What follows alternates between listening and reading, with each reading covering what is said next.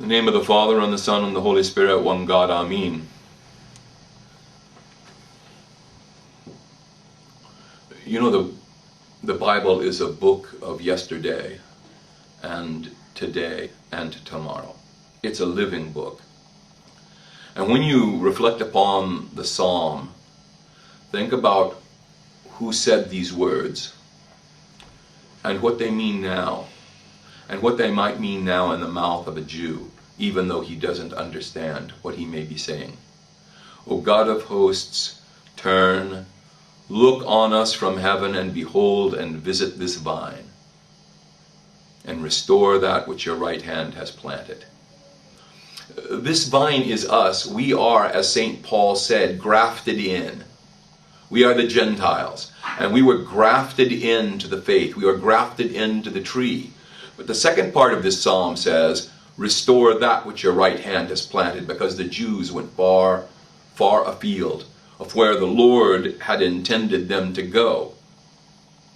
And so, said today, we are praying both for us, that the Lord will look and behold us, and in his beholding, he will let his face shine upon us, and that for the Jews, they may be restored at the end of days to know that Jesus was and is the Christ, that which was to come, and that which is, and that which will always be.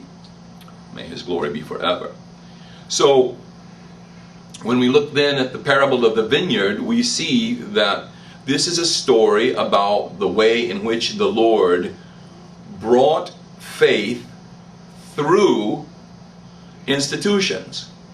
And the people wanted a lawgiver, and they wanted kings set over them, and they wanted judges set over them, and they had prophets that were sent to them, and they wanted these things, they desired these things. But what did they do when they received these things? They were disobedient. They were disobedient to the kings. They hated the judges and the prophets they killed.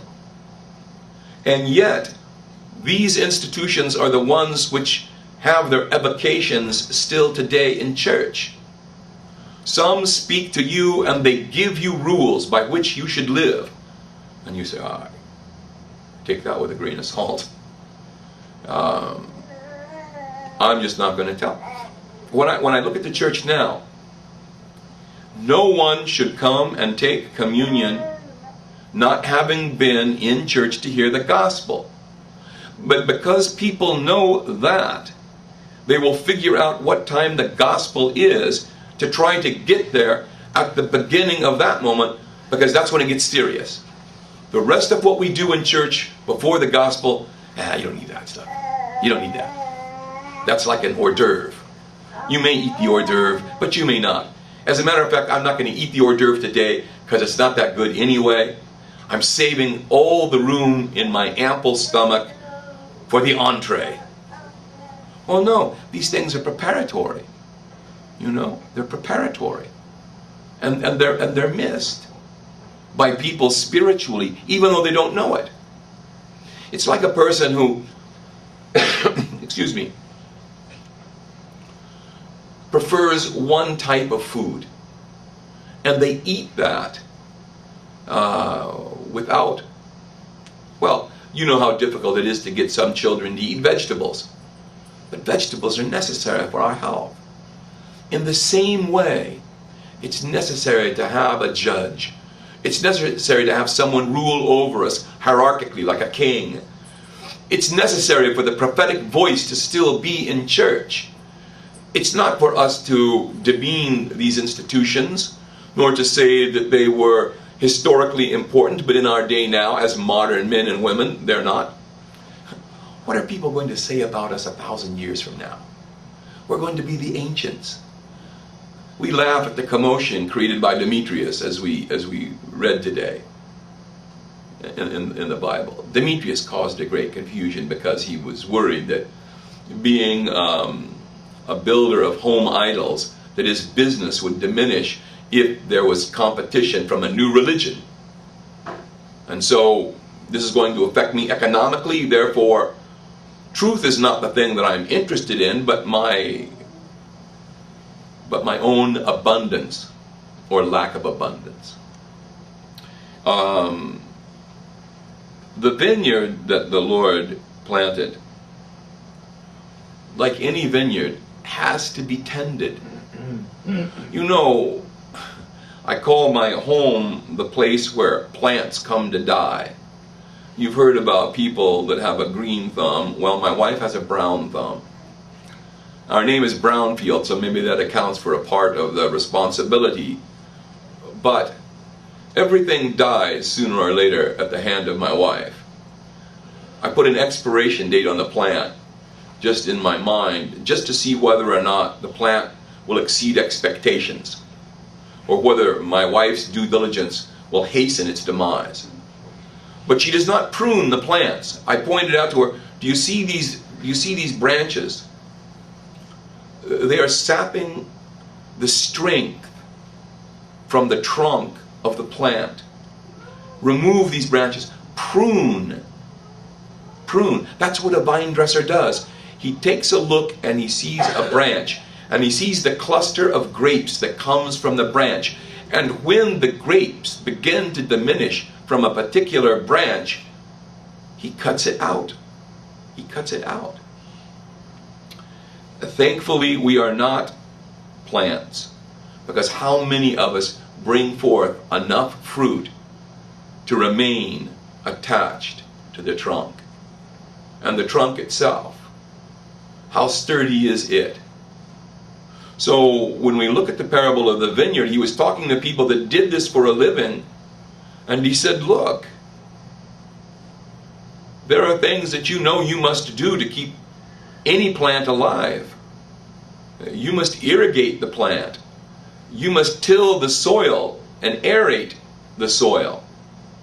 You must weed the soil. You must keep the birds of the air, or the things that crawl on the ground, or even small animals, from hurting that which you've planted. You have to do a lot of work. And the vineyard said, yes, we do. And we're diligent at that. But the labor's ours. And so therefore the fruit should be ours. And the Lord said, I don't require everything from you. I require 10%. You did the work, yes. But don't forget, it's my land. It's my vine. Everything that you possess because of me.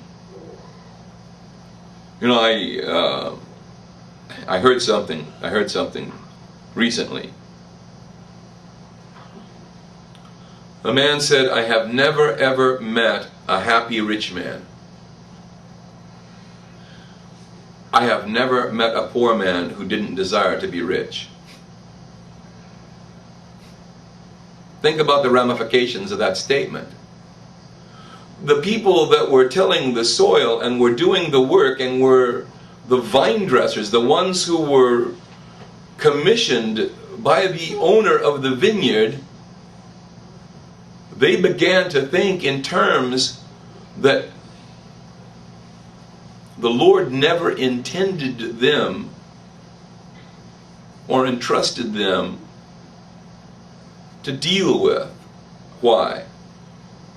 Because, well, how many grapes can you eat? And after you've had what you need, after you've pressed that which you find necessary for one, what do you do with the rest?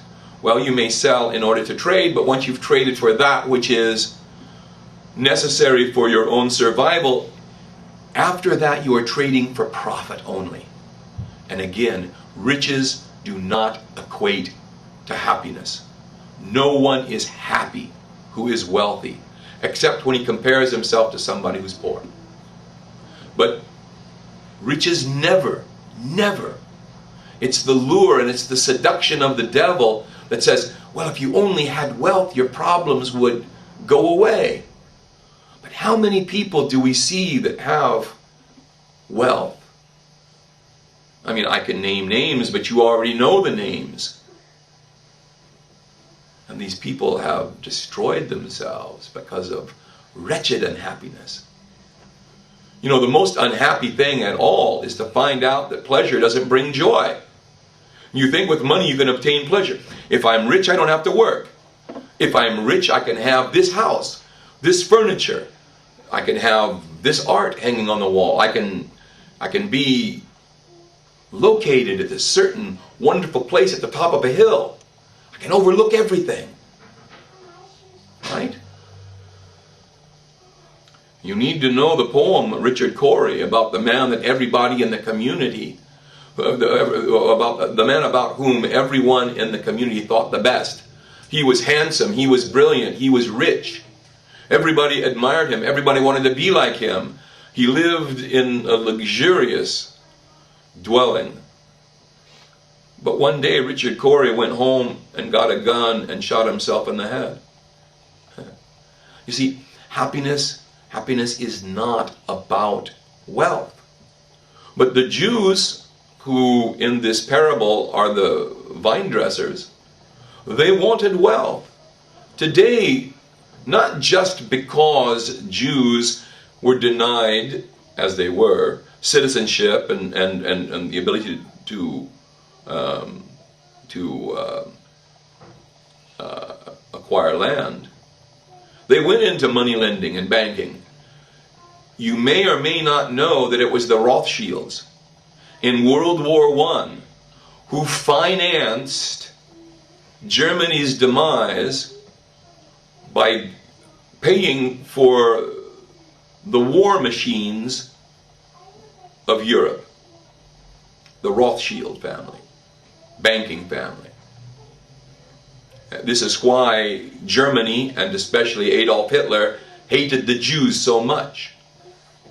The Germans were humiliated at Versailles, but they were also humiliated by the fact that these people they thought inferior to them were the ones who had fomented their destruction. So, in the same way that we think about wealth now, they thought about wealth then. But the material wealth that we seek is not nearly as dire a seduction as the spiritual power of the temple, and which was to come. But the Jews sought that as well for themselves. They should. You know, when somebody tells you, I love you, and you belong to me, this should be a humbling thing.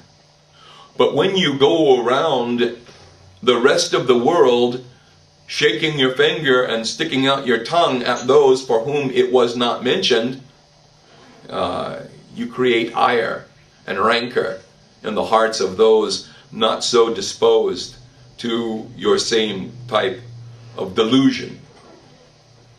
God is the Father of all, yet He chose the Jews. They, however, did not receive the choosing in the correct way. I was at Jerry's house the other night, and Jerry told me that in competition, his kids were different from other kids in that they were honorable to those in the competition, as opposed to looking at their fellow competitors as enemies. This is the kind of humility that I'm talking about. A champion will feel confident in his heart who he is and what he knows and what he can do. A person who does not really feel that, he is going to put on the trappings of power, he is going to speak with much bravado, and he is going to exercise every demon in himself in front of us to tell us in advance how great and powerful he is and how he will dispatch the person in the ring or the octagon. So with the Jews, the chosen people, the people of God. As long as they were doing what God said, God was with them and gave them immense power. Why did they turn away? Because they thought that at some point it became their own. It's like the cartoon characters that live side by side. And one guy years ago had borrowed his neighbor's lawnmower. When the owner of the lawnmower went to get it from his neighbor's house, the neighbor reluctantly gave him the lawnmower. He said, "But don't forget where you got it." When you've had a thing for a long time, sometimes you begin to fail to distinguish that the thing that you received was a gift. It's not something that is inherent in you as a property or an essence. And they forgot this. They forgot this. How could they have killed the son of the owner of the vineyard and then not expected the full wrath? Can you imagine if someone killed one of your own, what you would wish to exact on that individual for punishment? So God, what He did to the Jews, what He is doing to the Jews. If I were a Jew, and I have wished to ask this, because there are some Jews that I admire because of their intellectual capacity and because of their great education. Why are there no more prophets? That's the first thing I would say to the Jew. Why are there no more prophets? The prophets spoke about concerning the coming of the Lord. Why are there no more prophets? Is it possible the Lord has come? Why are there no more prophets? Why did not the Lord do something during the time of the Shoah, the conflagration, what we call the destruction of the Jews at the hands of the anti-Semites in World War II, the Holocaust? Why didn't God speak? If God has chosen you, why did He let so many of your number die? Why did He do that? Did you turn away from the first calling? Well, now let's turn these things, these very, very, very strong indictments, let's turn them on ourselves. We are now the Jews, let us suppose. We are the chosen people. We have been grafted into the vine, though St. Paul warns that he who has been grafted in can just as easily be pruned and taken away. We are the Jews now, let us suppose. How do we live? Do we live in this sense of superiority? Do we look at other people and we are dismissive of them? Or do we look at them as our brothers and sisters who are lost and need help and perhaps our guidance? Where is our humility? What do we do to make us unlike the Jews? Do we give back, and this is not a reference to what I spoke about earlier, do we give back our tithe correctly? Or do we withhold our tithing? What do we do?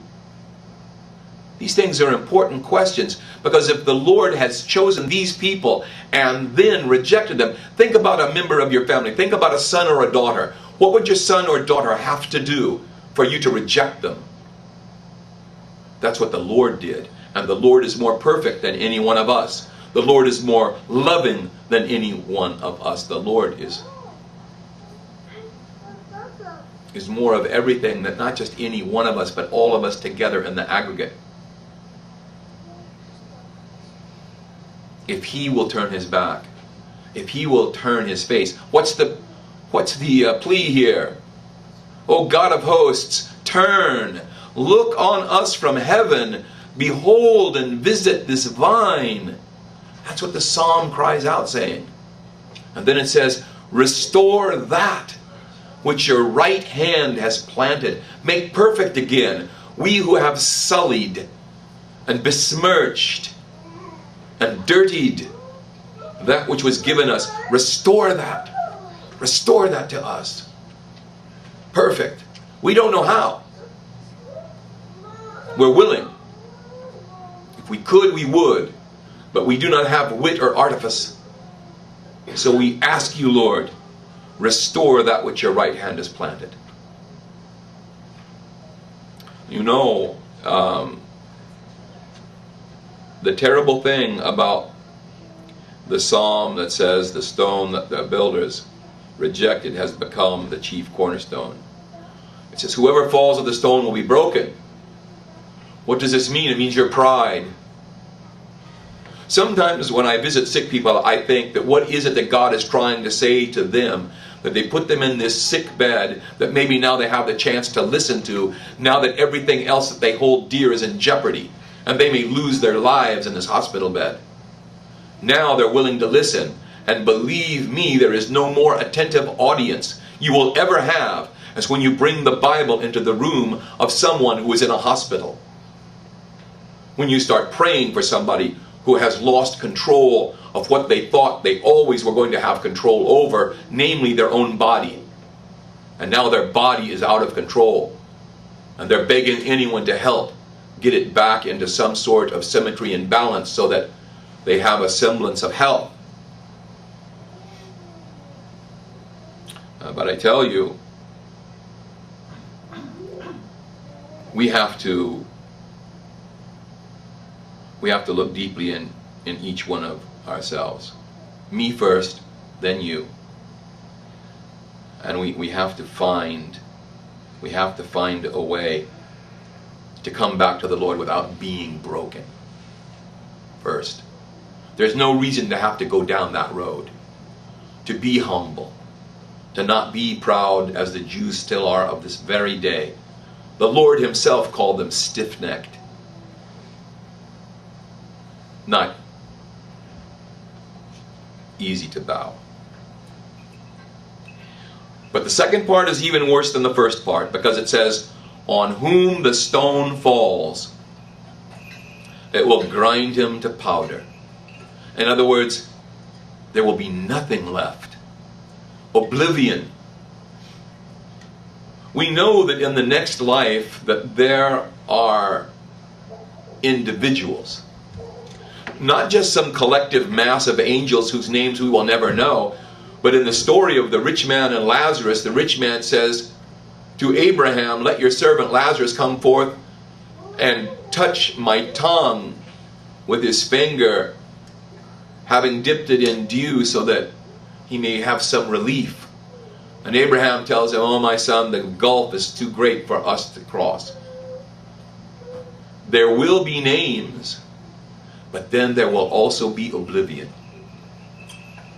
That darkness of night where you call out and the only sound you hear is your own inward screaming. A terrible thing. A terrible thing. And you know, in their day, as it says at the end of the gospel, the chief priests and scribes that very hour sought to kill Jesus because they knew that he had spoken this parable against them.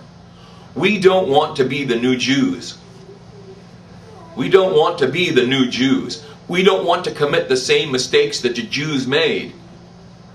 And we don't want to feel or to be proud that the Jews made those mistakes.